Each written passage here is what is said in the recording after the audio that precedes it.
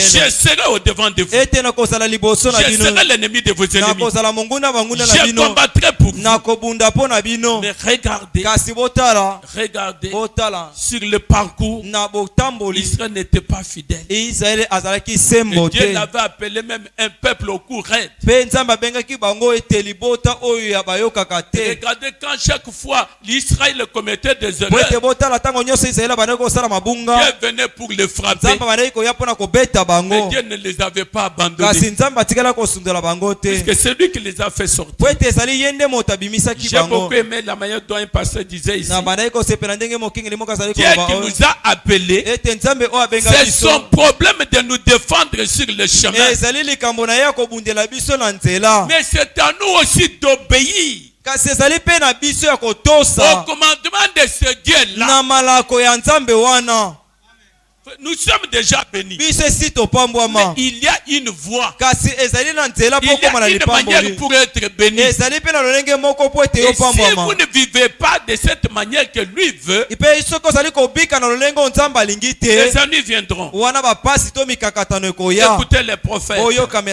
Et il dit, les tâches n'étaient pas trop grandes. Les Amalécites, les géants de ce temps-là, ne représentaient rien devant Israël. Quoique ceux-ci fassent des fils des hommes de petite taille, mais ils suivaient l'insigne dit le Seigneur. Il suivait l'insigne dit le Seigneur. Ainsi, peu importe l'opposition, Dieu veillait toujours à ses paroles. Ces paroles de promesses ne faillissent jamais pour Israël. Amen. Amen. Amen. Amen. Le prophète dit au paragraphe 70, et Israël de l'Ancien Testament est le type de l'épouse. L'épouse du Nouveau Testament qui sort du monde et qui est en route vers Canaan, ou les Canaan vers lesquels nous allons, le millénium. Amen. Bien-aimés frères, lisons bien l'histoire des enfants d'Israël.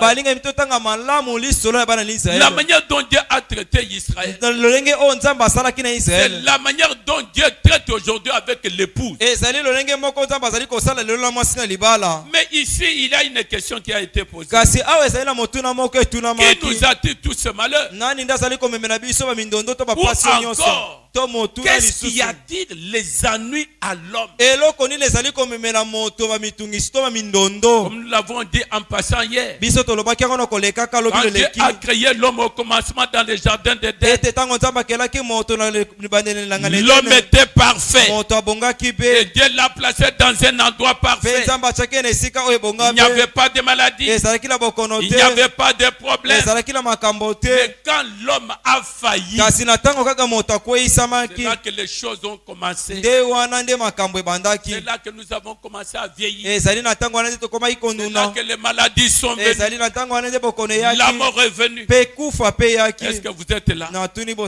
Mais les choses qui attirent de malheur aux croyants, aux chrétiens, j'ai essayé un peu d'énumérer. Il y a l'incrédulité à la parole de Dieu. Il y a la désobéissance à la parole de Dieu. Il y a l'idolâtrie, manque de révélation et manque de foi. Ce sont des choses qui créent des problèmes aux croyants. En d'autres termes, ce sont des pièges. Et aussi l'ignorance. Ce sont des choses qui nous attirent des problèmes. Quand on ne sait pas ce qu'il faut faire, et quand le faire, ça devient aussi un piège. Et nous avons vu aussi, quand on n'est pas dans la patrie, là où Dieu veut que nous soyons,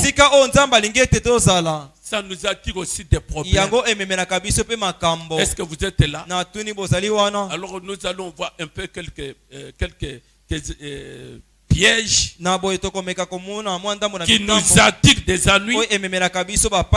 Donc, quand on manque la foi dans ce que Dieu dit, nous venons de le lire en Apocalypse chapitre 1er, verset 3. La Bible dit que heureux, c'est lui qui lit. C'est lui qui lit, qui attend et qui garde. Si tu veux être heureux, le prophète Branham dit, il est de votre devoir